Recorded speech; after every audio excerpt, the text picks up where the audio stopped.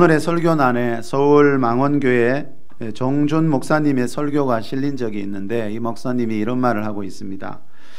영화 해운대, 노아의 홍수, 히로시마 원자 폭탄 투하, 이 세 가지의 공통점이 있습니다. 여러분 뭔 것 같습니까? 영화 해운대 혹시 보셨습니까?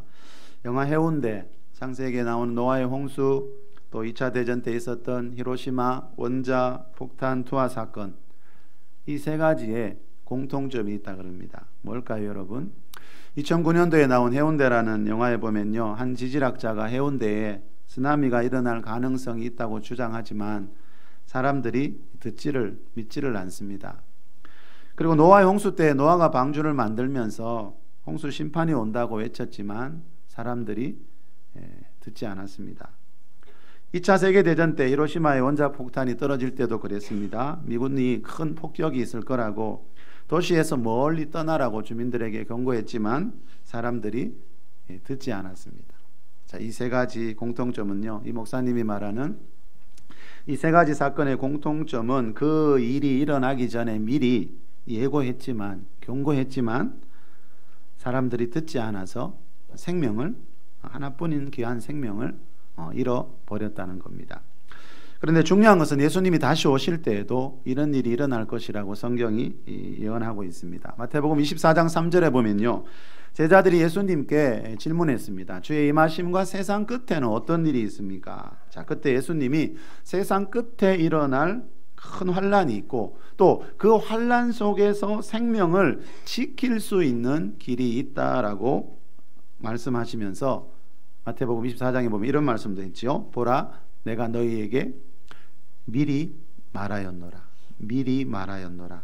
성경은 미리 말해주는 책입니다, 여러분. 이 세상 끝에 어떤 일이 일어나게 될지 미리 말해주고요, 우리 인생의 끝에 우리가 죽고 난 뒤에 나라는 존재는 어떻게 되는가 미리 말해주는 책입니다. 그렇지만 안타까운 것은 그것을 들을 수 있는 귀를 가진 사람들이 어느 시대에나 아주 적다라고 예수님이 그렇게 말씀하셨죠. 2013년 8월 15일자 어느 기독교 신문에 이런 제목의 기사가 실렸습니다. 설국열차, 이것도 영화입니다, 그죠? 설국열차 요한계시록 그리고 대환란의 진실. 자, 이 설국열차는요, 요한계시록에 나오는 대환란과 종말을 주제로 한 영화인데, 이 기사에 보면은 이런 말이 나옵니다. 이렇듯 세상은 종말에 대해 다양한 시각을 표출하면서 관심과 호기심을 갖고 있지만 분명한 성경적 세계관을 가진 교회가 이 같은 내용을 비기독교인들에게 설득력 있게 제시하지 못하고 있는 게 아니냐는 지적도 나오고 있다.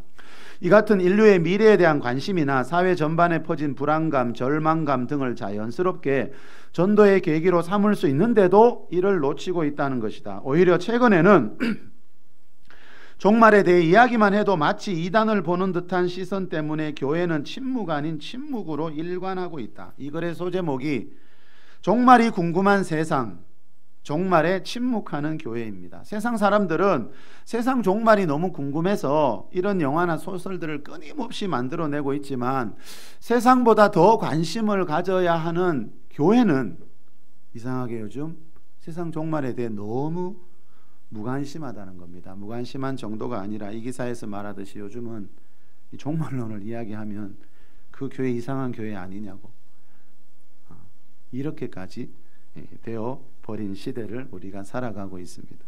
자, 이렇게 된 결정적인 이유는 지난주에도 말씀드린 1992년 10월에 있었던 그 다미 선교회의 휴거 사건 때문이었습니다. 그때 각 방송국 기자들이 그 모습을 여러분 비춰주면서 뉴스에 그 모습이 오래도록 나오는 바람에 그때 나라 전체가 너무 큰 충격을 받았기 때문에 그 이후부터 교회는요, 신약 성경이 25절마다 한 번씩 강조하고 있는 예수님의 재림과 종말에 대해 거의 말하고 있지 않습니다.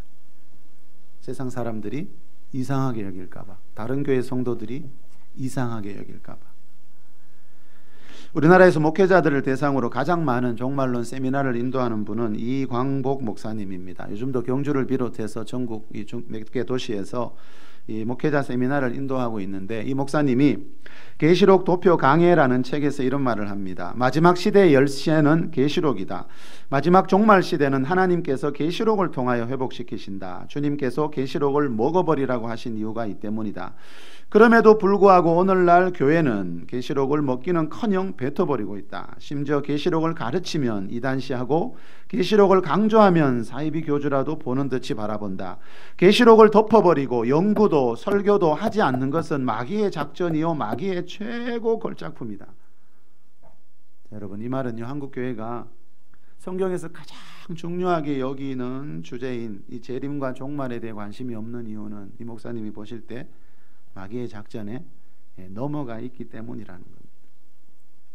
오늘 본문 3절에 보니까 복이라는 말이 나오지요. 이 재림과 종말을 주제로 하고 있는 이 요한계시록이란 책은요, 3절에 나오는 것처럼 읽는 자와 듣는 자와 그 가운데 기록한 것을 지키는 자에게 복이 되는 말씀인데 많은 분들이요, 이 요한계시록을, 예수님 재림과 종말에 대한 이야기를 두려워하더라고요.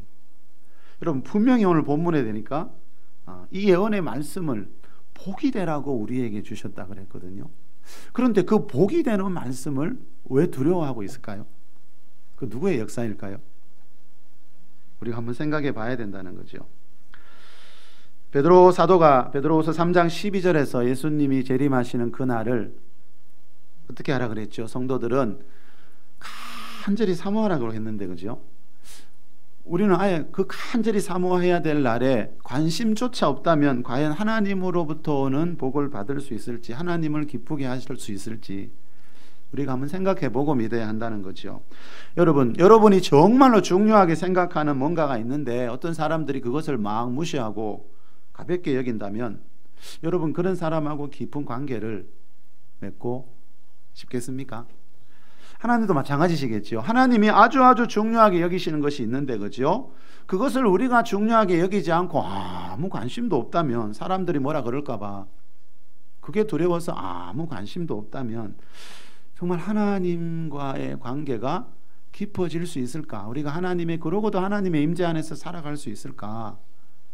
자, 여러분, 하나님이 성경 66권을 통해서 가장 자주 반복해서 하시는 말씀은 예수님의 초림이 아니고 재림이라 그랬죠. 예수님의 재림과 세상 종말에 대한 것. 성경의 그 어떤 주제보다도 가장 자주 반복하는 주제입니다. 다시 말하면 우리가 그 어떤 것보다도 관심을 가지고 바르게 자세하게 알고 있어야 하는 주제라는 거죠. 자, 좀 전에 말씀드린 그 기사 제목에 대환란의 진실이라는 말이 나왔는데요, 제자들이 세상 끝에 무슨 일이 일어납니까? 라고 물었을 때 예수님이 어떤 환란이 있을 것이다 라고 말씀하신 적이 있습니다. 우리 마태복음 24장 20절 한번 읽어봅시다. 24장 20절 우리 큰 소리로 한번 읽어볼까요? 시작. 너희가 도망하는 일이 겨울에나 안식일에 되지 않도록 기도하라. 자, 이 말은 뭐죠? 도망가라는 거죠, 그죠? 이 말씀 뒤에 이는 그때 큰 환란이 있겠습니다. 21절도 띄울 수 있나요? 이는 그때, 왜 그때 도망가야 된다고요? 큰 환란이 있기 때문에 예수님이 이 말씀을 하는 겁니다. 자, 예수님이 지금 인류 역사 가운데 어떤 큰 환란이 있을 텐데 이 환란이 오면은 너희가 도망하라고 말씀해요, 그죠? 여러분, 다른 일에는 도망가면 안 되지만 우리가 주일 하다가 도망가면 안 되지만요. 자, 우리가 도망가야 될 때가 있습니다. 자, 분명히 예수님이 예언하신 이 역사 가운데 일어날 어떤 큰 환란에 대한 겁니다. 자, 이 환란은요, 지금까지 이런 환란이 없었다는 말은 이 세상이 창조된 이래로 가장 큰 환란이라는 뜻입니다. 성경에서 요한계시록에서 말하는 그 7년 대환란입니다. 그렇죠? 성경에 7년 대환란이라는 말은 나오지 않지만 계시록 12장 6절에 나오는 1260일과 13장 5절에 나오는 42달을 합치면 우리 7년이라 그랬죠. 계시록은 특별히 인류 역사 가운데 어떤 7년간에 있을 일들을 이 전 3년 반, 후 3년 반 나누어서 이렇게 강조하고 있습니다. 자, 너희가 도망하는 일이라고 그랬죠, 예수님이. 그렇죠? 자, 큰 환란이 올 때, 그 7년 대환란이 올 때 어디론가 꼭 도망가라는 뜻입니다. 이 말은 뭡니까? 도망가야 그때는 나와 내 가족들이 생명을 보존할 수 있다는 겁니다. 자, 그때가 되면요, 계시록 13장 17절에 나오듯이 짐승의 표 666을 받지 않으면요, 이마에나 손에 이 세상이 그렇게 돌아가게 돼 있습니다. 지금 세상이 돌아가는 흐름이 있듯이, 그죠? 그때가 되면 이 666 표를 이마에나 손에 받지 않은 사람은 적그리스도가 몇이든지 다 죽이기 때문에 예수님은 도망가라고 하는 겁니다. 어디로 도망가야 되는지에 대해서 그 장소까지는 말씀해 주지 않았지만, 도망가는 사람들을 위해 하나님이 예비해 놓은 예비처가 있다는 정도만 계시록 12장에서 가르쳐 주고 있습니다. 자, 여러분, 요한계시록에서 이 7년 대환란에 대해서 이토록 자세하게 언급하고 있는 이유는요, 그런 환란이 올 때 환란 속에서 죽지 말고 살아남아, 끝까지 살아남아, 도망가서 끝까지 살아남은 자가 되라고 그러는 겁니다. 왜 살아남아야 됩니까? 그때 살아남아야, 환란 속에 살아남아야 예수님 재림장인 19장에서 살펴본 예수님 재림 때에 새롭게 창조될 새하늘 새 땅에서 그 열리는 천년왕국에서 열리는 어린 양의 혼인 잔치에 들어갈 수 있기 때문에, 여러분, 예수님 다시 오실 때 살아남은 사람들이 이 세상에 있어야, 여러분, 성경 곳곳에서 말하지요. 예수님이 신랑으로 오신다고. 신부될 자들은 살아남아 있어야 된다는 겁니다. 그래서 도망간 사람들만, 그때는 도망간 사람들, 그 사람들이 살아남는 사람들입니다. 자, 여러분, 이 성경에 나오는 사도들하고요, 초대교회 성도들의 가장 큰 소망은요, 이 재림하시는 예수님과 함께 새하늘 새 땅에서, 오늘 설교 제목이 새하늘 새 땅에서입니다. 자, 이 성경에서 말하는, 여러분, 신약 성경에서 말하는 가장 중요한 소망은 이겁니다. 예수님 다시 오실 때 새하늘 새 땅에서 열리는 그 어린 양의 혼인 잔치에 예수님의 신부로 들어가는 것. 자, 신약 성경이 가장 강조하는 주제는 이거라는 겁니다. 자, 이 말은요, 예수님이 언제 오시더라도, 우리가 언제 오실지 그 날짜는 모르지만 그 언제 오시더라도 예수님의 신부로 택함받아 혼인잔치 들어갈 수 있는 신부 준비 꼭 해놓고 세상 일 하라는 겁니다. 여러분, 신앙생활은 다른 게 아니고요, 신부 준비더라고요. 다시 오실 예수님을 맞이할 신부로서의 준비를 해놓고 그리스도인들은 세상 일을 해야 한다. 사도들이 성경에서 하시는 말씀은 결국 그겁니다. 자, 우리 시편 91편으로 한번 가봅시다. 우리 7절에서 10절 말씀 우리 큰소리로 한번 읽어보겠습니다. 시작. 천명이 내 왼쪽에서 만명이 내 오른쪽에서 엎드려지나 이 재앙이 내게 가까이 하지 못하리로다. 오직 너는 똑똑히 보리니 악인들의 보응을 내가 보리로다. 내가 말하기를 여호와는 나의 피난처시라 하고 지존자를 너의 거처로 삼았으므로 화가 내게 미치지 못하며 재앙이 내 장막에 가까이 오지 못하리니. 자, 이 재앙이 네 장막에 가까이 오지 못하리니 그랬습니다. 여러분, 재앙이 가까이 오지 못하는 그런 삶을 살으라는 겁니다. 그런 삶이 분명히 있다는 겁니다. 자, 여러분, 이 재앙, 어떤 재앙이 올 때 여러분 보십시오. 네 왼쪽에서 10,000명이 쓰러지고 1,000명이 네 왼쪽에서 쓰러지고 10,000명이 네 오른쪽에서 쓰러지는 그런 재앙이 일어나고 있을 때에도 그런 재앙이 가까이 오지 못하는 사람과 장막, 집이 분명히 있다는 겁니다. 자, 성경은요, 이 땅에 흐르고 있는, 이 땅에서 일어나고 있는 그 수많은 재앙들 중에, 그죠? 멸망하지 말고 그 재앙을 피할 수 있는 길이 있다. 이 땅에 흐르고 있는 재앙은 어떻게 할 수 없지만 내가 그 재앙 속에서 살아남는 길이 있다라는 것을 우리에게 알려주고 있다라는 겁니다. 자, 어떤 환란이 올 때, 다시 말하면 하나님의 보호를 받는 사람이 있고요, 그렇지 못한 사람이 있습니다. 노아 홍수 때 노아 가족 8명만이 여러분 방주에 들어가서 하나님의 보호를 받았습니다. 소돔과 고모라 성이 멸망할 때 롯의 가족들만 여러분 보호받아서 살아남을 수 있었습니다. 그런데 예수님 다시 오실 때도 마찬가지입니다. 여러분, 요즘은 재림을 믿지 않는 사람들이 참 많은 시대이지만 여러분, 성경에서 말하는 예수님의 초림에 대한 재림이 이루어졌다면 역사 가운데 그 초림보다 4배 정도 더 자주 반복하고 있는 재림에 대한 말씀도 반드시 이루어지는 날이 있다라는 것을 믿을 수 있는 그런 믿음을 가진 여러분들이 되시기를 축복합니다. 여러분, 예수님 다시 오실 때도 마찬가지입니다. 세상을 사랑하지 않고 좁은 길을 가던 소수의 사람들만 그 멸망하는 세상 속에서 하나님의 보호를 받게 됩니다. 여러분, 여러분 세상에 참 재앙이 많지요. 그렇죠? 좀 전에 재앙이라는 단어가 나왔는데 창세기 3장 17절에 보면 최초의 사람 아담이 죄를 지은 후에 하나님이 이런 말씀하셨지요. 땅은 너로 인하여 저주를 받고 이 땅은 이 세상은 네가 지은 죄 때문에 저주가 흐르게 되었다. 여러분 죄는 반드시 어떤 저주를 가지고 옵니다. 지금도 마찬가지입니다, 여러분. 자, 우리가 살고 있는 이 땅에는 죄로 인한 저주가 흐르고 있습니다. 그래서 가난과 질병과 온갖 사건 사고들이 끊임없이 한순간도 그치지 않고 지금도 일어나고 있습니다. 그런데 여러분, 그보다 더 중요한 것은 그런 재앙이 일어나는 것은 이 땅에 죄가 있기 때문에 어쩔 수가 없습니다. 그런데 여러분, 더 중요한 것은 그런 재앙, 그런 저주 속에서도 하나님의 보호를 받는 사람들이 있고 하나님의 보호를 받는 장막, 집이 있다라고 성경은 분명히 말씀합니다.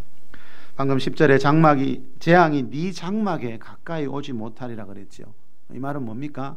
세상 재앙이 들어오지 못하는 그런 집을 만들어라. 그런 인생이 되라.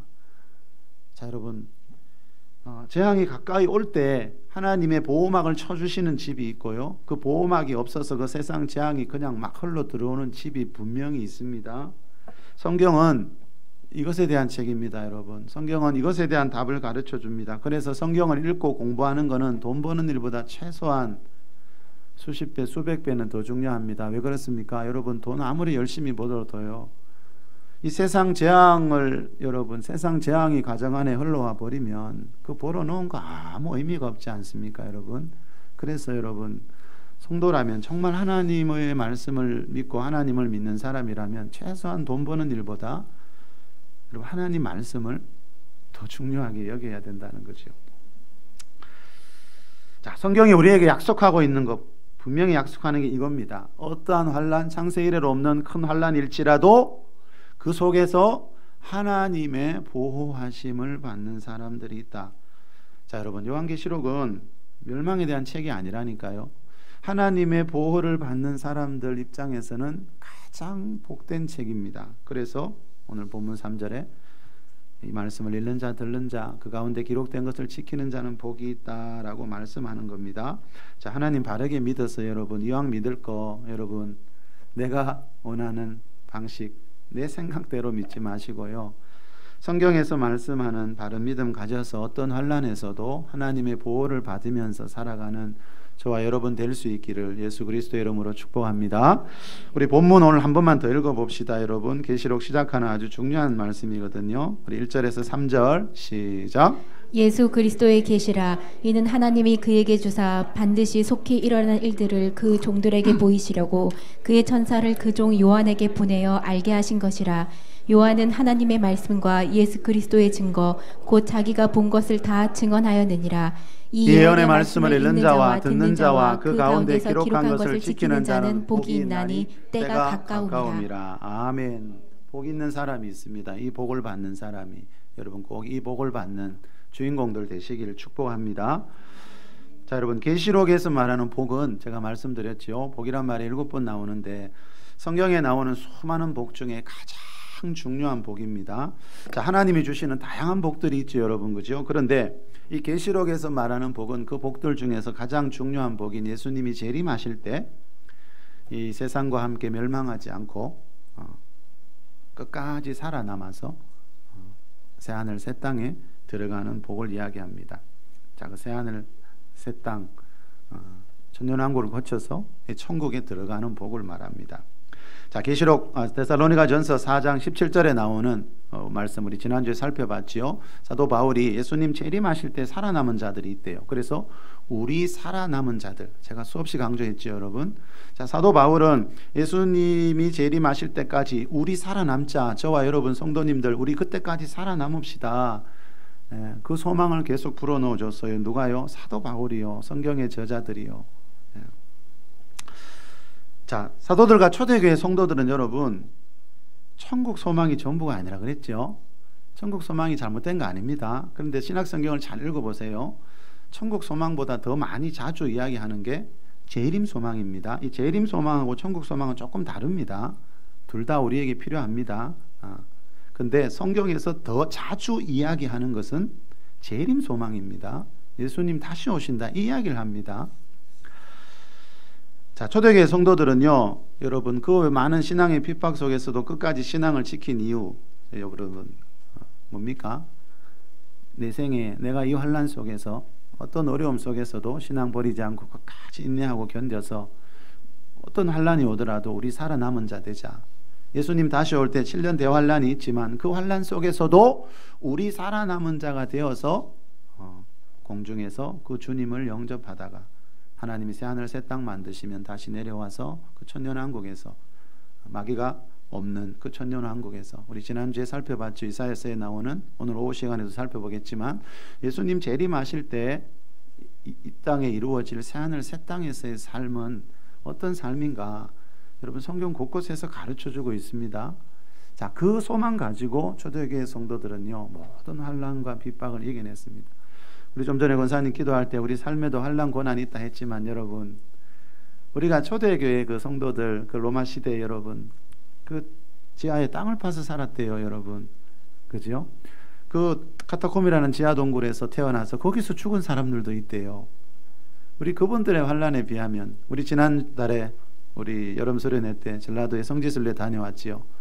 여러분 그 6.25 전쟁 때, 그죠? 그 신앙 때문에, 예수 믿는다는 그것 때문에 여러분 그 죽창에 찔려서 그 죽어갔던 그 성도들에 비하면 우리는 사실은 환난이라는 말을 쓰기가 좀 그렇습니다. 그죠? 그러나 환난 없는 시대는 없지만 여러분 우리보다 더 많은 엄청난 환난 속에서도 끝까지 신앙을 지킨 그런 믿음의 선조들이 있다는 것을 우리가 기억해야 한다는 거죠.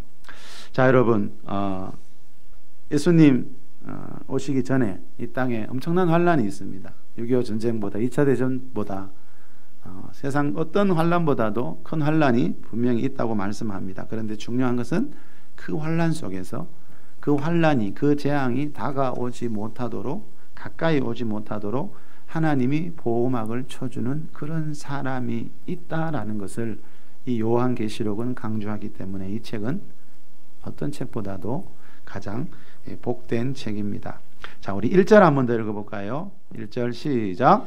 예수 그리스도의 계시라. 이는 하나님이 그에게 주사 반드시 속히 일어날 일들을 그 종들에게 보이시려고 그의 천사를 그 종 요한에게 보내어 알게 하신 것이라. 자, 가장 복된 책 요한계시록이 어떻게 해서 우리에게 오게 됐는지를 가르쳐 주시는 겁니다. 이 요한계시록은 예수 그리스도의 계시입니다. 이는, 자, 이 계시는 하나님이 그에게 주사, 그가 누굴까요? 여기서 말하는 그는 예수 그리스도입니다. 여러분 항상 성경을 볼 때 그 문장에서 말하는 그, 너희, 그들 누구인지 꼭 점검하면서 읽어야 된다 그랬죠. 자, 예수 그리스도의 계시라. 이는, 이 계시는 하나님이 그에게 주신 것이다. 하나님의 아들 예수 그리스도에게 주신 것을, 자, 먼저 하나님이 예수님에게 주셨다는 겁니다. 그리고 그 예수님이 누구에게요? 천사에게요.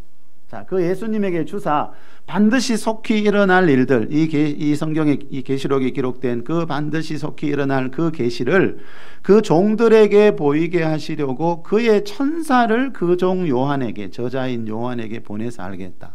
이 말이 무슨 말입니까? 이 요한계시록 말씀은 하나님이 먼저 예수님에게 주셨고요, 예수님이 그의 천사를 보내서, 그의 천사를 통해서 이 계시록의 저자인 그 종, 여긴 단수지요, 그죠? 그 종 요한에게 주셔서 기록하게 하셨죠.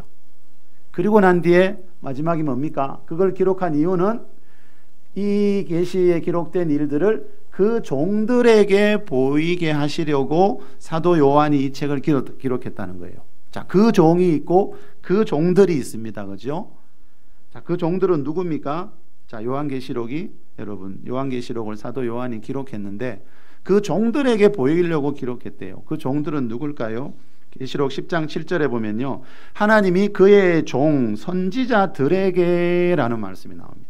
자, 계시록에서 말하는, 사도 요한이 말하는 그 종은요, 선지자들, 즉 선지자가 누구지요? 구약시대 하나님의 말씀을 받아서 전하는 선지자들, 다시 말하면 그 종들은 신약시대 목회자들을 말합니다. 그죠? 자, 목회자는 다른 어떤 일보다도 여러분 중요한 게 뭡니까? 하나님의 말씀을 읽고 연구해서 그 하나님의 말씀을 바르게 전하는 것이 그 목회자들, 그 종들의 사명이라는 겁니다. 그래서 요한계시록은요, 먼저 그 종들, 목회자들이 먼저 읽고 듣고 배워서 깨달아야, 깨닫고 난 뒤에 어떻게 하라고요? 그 종들에게 주면 그 종들이 맡고 있는 양떼들, 그들에게 종들이 가르치는 것, 그게 하나님께서 정해놓은 방법이고 순서라는 겁니다. 자, 다시 말하면 그 종들 안에 먼저 이 말씀에 대한 깨달음과 사모함이 있어야 하나님은 그런 종들을 통해서 이 말씀을 그 시대의 하나님 백성들에게 전하시고 있다는 겁니다. 민병성 목사님이 재림의 메시지라는 책에서 이런 말을 합니다. 여기서 복이 있다고 한 복이란 어떤 복을 의미합니까? 재림하시는 예수님을 영접하는 복을 의미합니다. 성도들의 복 가운데 이 복이야말로 다른 복에 비교할 바가 아닙니다. 주님의 재림을 영접할 복을 가진 성도는 시험의 때를 명쾌하시겠다고 하셨습니다. 공중으로 휴거되어 마지막 심판에서 건짐을 받습니다. 그리고 천년왕국에 들어갈 수 있는 복입니다. 자, 이 말은 계시록에서 말하는 이 복요, 이 복은 성경에서 말하는 최고의 복인데, 예수님 신부되어서 예수님 다시 오실 때 이 세상과 함께 멸망하지 않고요, 예수님의 신부가 되어 새하늘 새 땅에 들어가는, 예수님의 신부로 새하늘 새 땅에 들어가는, 그리고 천국에 들어가는 그 복을 말한다는 겁니다. 자, 여러분, 재림하시는 예수님을 영접할 복을 받게 될 이 성도들, 시험을 명쾌해 준다는 말이 나왔는데 많은 분들이 이 말씀을 오해하고 있더라고요. 계시록 3장 10절에 나오는 말이거든요. 그런데 그 명쾌해 준다는 말을 원어해 보니까 좀 전에 제가 강조했던 그 명쾌해 준다는 말은, 시험을 명쾌해 준다는 말은 시험을 아예 당하지 않고 내가 살아있을 때 시험이 오지 않는다 이 말이 아니고요. 그 명쾌해 준다는 말은 보호해 준다는 뜻입니다. 그 원어의 의미가 보호라고 그 주석에 보니까 설명을 해놨더라고요. 그 말이 맞습니다, 여러분. 그 시험을 명쾌해 준다는 말을 오해해서 많은 분들이 7년 대화 환란 전에 그리스도인들은 다 휴거한다고 그렇게 말하는 곳이 많지만요, 성경을 자세히 보면 그리스도인들도 그 환란을 통과합니다. 통과하기 때문에 예수님이 뭐라 그랬지요? 그 창세 이래로 없는 환란이 오면 도망가라. 계시록 12장에 보면 하나님이 도망간 사람들을 위해서 마련해 놓은 예비처가 있다. 그곳에서 그 3년 반 동안 하나님이 예수님의 신부로 마지막으로 양육하고 훈련하는 그런 곳이 있습니다, 여러분. 우리 시대에 7년 대환란이 없으면 그리스도인들은 환란을 통과하지 않고 여러분 들림받으면 얼마나 좋겠습니까? 그런데 성경을 자세히 보니까요, 그렇지 않더라고요.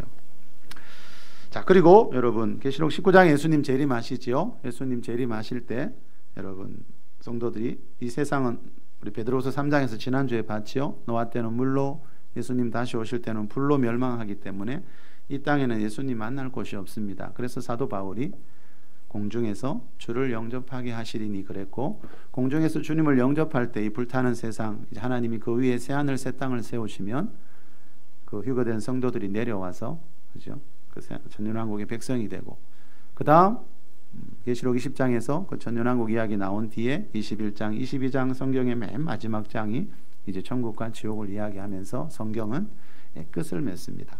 제가 늘 강조드리죠, 여러분. 어떤 영화든지 소설이든지 마지막 부분이 가장 중요합니다. 그 저자가 이야기하려는 거는, 그 영화 감독이 진짜 이야기하고 싶은 건 마지막 부분에 있습니다. 그래서 여러분 성경의 마지막 책인 요한계시록 중에서도 마지막 부분인 17장, 16장부터 세상 종말부터 19장 예수님 재림과 20장의 천년왕국, 21장, 22장 그 내용이 그래서 중요한 겁니다. 자, 우리 누가복음 21장으로 한번 가보겠습니다. 우리 34절에서 우리 36절 우리 큰 소리로 한번 읽읍시다. 시작. 너희는 스스로 조심하라. 그렇지 않으면 방탕함과 술 취함과 생활의 염려로 마음이 둔하여지고 뜻밖의 그날이 덕과 같이 너희에게 임하리라. 이 날은 온 지구상에 거하는 모든 사람에게 임하리라. 이러므로 너희는 장차 올 이 모든 일을 능히 피하고 인자 앞에 서도록 항상 기도하며 깨어 있으라 하시니라. 인자 앞에 서도록 그랬습니다. 인자 앞에. 자, 예수님 다시 오실 때 예수님 앞에 서도록, 불타는 세상과 함께 멸망하지 말고 예수님이 신부들이 모이는 그 모임 앞에 모일 수 있도록 이 뜻입니다, 여러분. 자, 인자 앞에 서기 위해서는 어떻게 해야 됩니까? 인자 앞에 서도록 항상 기도하며 깨어 있으라. 여러분, 기도는 주일만 하는 거 아닙니다. 여러분, 기도는 어떤 특별한 날만 하는 게 아니고요.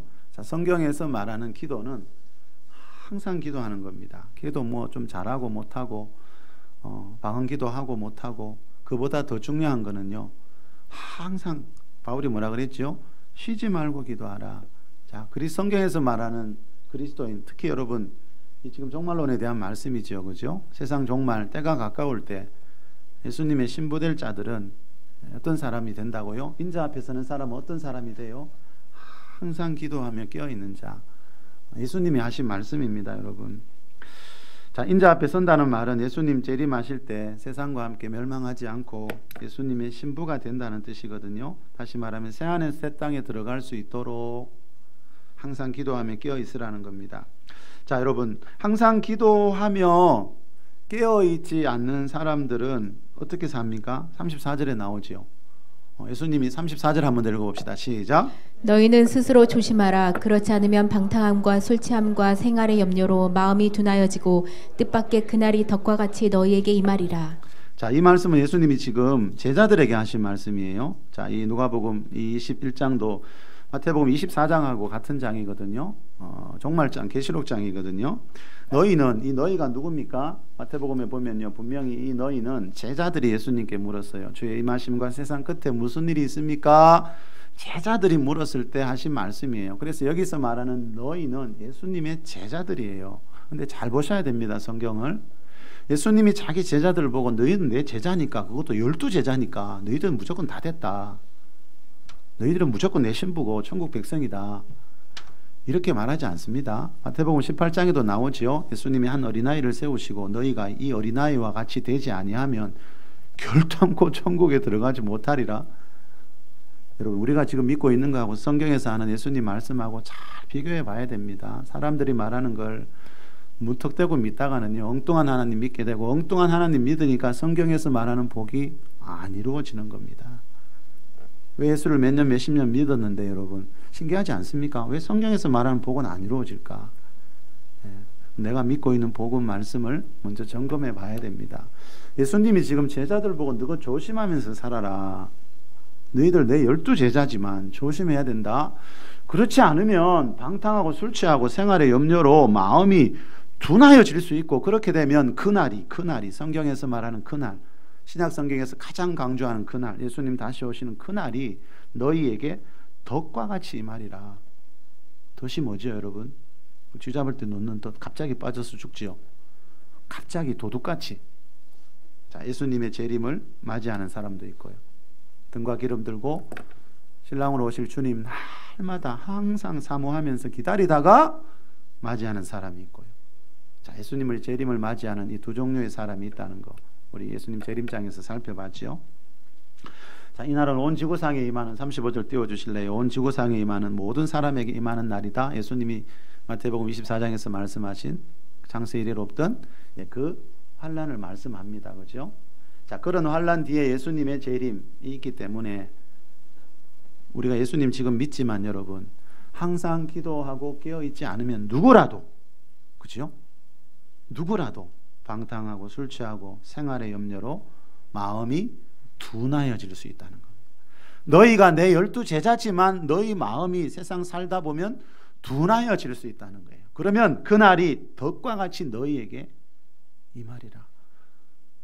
여러분, 이 말씀이 무슨 말씀인지를 진짜 알아야 되는데, 자, 여러분, 이런 날이 있기 때문에 여러분, 이런 일이 생길 가능성이 있기 때문에 예수님은 자기 제자들에게 너희들이 내 12제자 됐다고 다 된 게 아니고 항상 기도하며 깨어있으라.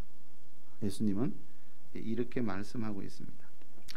자, 마지막으로 어느 기독교 신문에 실린 한일철 목사님의 너무나 소중한 것이라는 제목의 글을 소개하면서 오늘 말씀을 맺겠습니다. 이 목사님이 이런 말을 합니다. 신약 성경을 읽는 독자들로 하여금 절대로 놓치지 않고 계속해서 생각하게 하는 내용이 있다면 무엇인지 아십니까? 그것은 우리 같은 죄인이 예수 그리스도의 십자가 구속으로 얻은 영생입니다. 이 내용은 신약 성경의 핵심입니다. 그렇기에 계속 강조합니다. 그런데 또 한 가지가 있습니다. 그것은 그분이 영광스럽게 다시 오실 재림에 의해 이루어질 구원이 완성되는 날입니다. 복음의 핵심이 예수님으로 인해 죄인이 얻을 구원의 영생이라면 그 구원이 완성을 이루는 날, 영원한 삶으로 들어가는 날이 바로 예수님의 재림으로 이루어집니다. 어떤 학자가 통계를 내보니까 신약성경 27권 절수를 모두 합쳐놓고 예수님의 재림에 대한 언급을 평균적으로 내보니까 25절에 한 번씩 예수님의 재림에 대해 언급하고 있다고 합니다. 그만큼 재림에 대한 이야기는 신약 성경에서 거듭 강조되는 중요한 내용입니다. 하지만 사람들은 재림에 대해 관심도 없거니와 믿지도 않습니다. 사람들은 예수님의 재림을 들을 때 어떻게 구분 짓는지 아십니까? 재림이 있다 아니면 없다입니다. 참으로 어리석습니다. 이것은 마치 하늘에 있는 태양을 보고 태양이 있나 없나로 구분 짓는 것과 같은 이치입니다. 하늘에 태양이 있습니까? 없습니까? 있지요. 마찬가지로 예수님의 재림은 있습니다. 예수님의 재림을 구분 짓는 것은 예수님의 재림이 각 사람에게 어떻게 임하느냐로 구분을 짓습니다. 성경은 그걸 말하고 있습니다. 예수님이 나에게 도적같이 호련히 임한다면 나는 죄악된 밤에 영적으로 자는 사람으로서 지옥에 가게 될 것이며, 예수님이 나에게 도적같이 임하지 않는다면 나는 낮의 자녀들로서 빛 가운데 있는 자입니다. 결국 저 영원한 천국에 들어가게 됩니다. 재림이 있는가 없는가로 구분하지 마십시오. 확실히 나에게 임하실 예수님의 모습이 어떨지 생각하시어 지금이라도 예수님을 바로 믿고 준비하여야 할 것입니다. 준비가 중요합니다. 여러분. 주맞을 준비, 신부 준비. 사대교회 흰옷을 더럽힌 자들이 많다 그랬죠. 계시록에 나오는 7교회 중에 사대교회를 향해서 예수님이 말씀하셨죠. 그 옷을 더럽히지 아니한 자가 사대교회는 몇 명밖에 없더라. 다수가 오늘 더럽히고 있었어요. 그 몇 명만이 나와 함께 다니게 될 것이고 나에게 합당한 자다. 언제요? 예수님 다시 오실 때. 지금 한국교회 성도들 중에 여러분 과연 얼마나 많은 사람들이 신부 준비가 되어 있을까요? 그런 생각 안 해보셨습니까? 자, 여러분, 이 목사님 말대로 예수님이 재림이 있느냐 없느냐 이걸 논하는 것은 어리석은 행동입니다. 하나님 앞에서. 그렇죠? 그건 하나님을 부정하는 일이거든요. 자, 초림에 대한 예언이 이루어졌듯이 여러분 그 초림보다 4배 정도 더 강조하는 재림에 대한 예언도 반드시 이루어질 날이 오게 된다는 겁니다. 그래서 재림이 있느냐 없느냐 이게 아니고 여러분, 우리는 자, 예수님이 제자들에게 하시는 말씀처럼 예수님이 재림하시는 날 나는 어떤 자리에서 어떤 모습으로 그분을 맞이하게 될까? 우리가 이걸 생각해야 된다는 거죠. 예수님이 다시 오시는 날, 자 여러분, 이 세상엔 두 종류의 사람들이 있습니다. 방탕함과 술 취함과 생활의 염려, 돈 문제지요. 먹고 사는 거, 무엇을 먹을까 마실까 입을까, 이런 생활의 염려로 마음이 둔하여진 채 살다가 그날을 도둑같이 갑자기 맞이해서 세상과 함께 멸망의 길로 가는 사람들이 있고, 또 한편에는 등과 기름 들고 그날이 오기를 간절히 사모하면서 살다가 그 재림나팔 울려 퍼질 때 천사들이 하늘 이 끝에서 저 끝까지 예수님의 신부들을 모을 때 예수님 앞에 가는 그 최고의 복을 받는 그런 사람들이 있을 것이다 라고 성경은 말씀합니다. 성경의 마지막 장인 계시록 22장에 보면 예수님이 내가 속히 오리라 3번이나 말씀하시면서 성경은 끝이 납니다.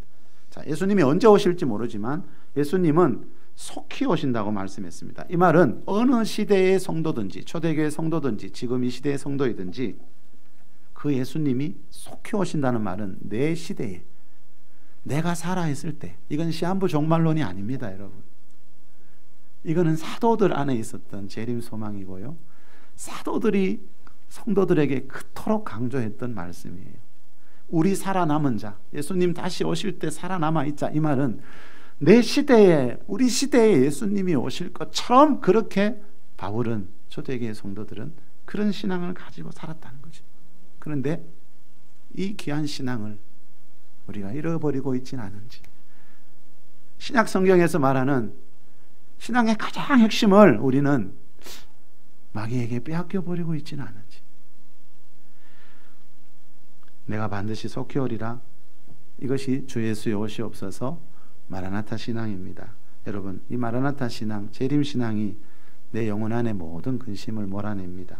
저와 여러분이 이 재림 신앙, 마라나타 신앙 가지고 살다가 주님 오시는 날 성경에서 말하는, 요한계시록에서 말하는 그 최고의 복을 받는 주인공들이 꼭 될 수 있기를 예수님의 이름으로 축원합니다.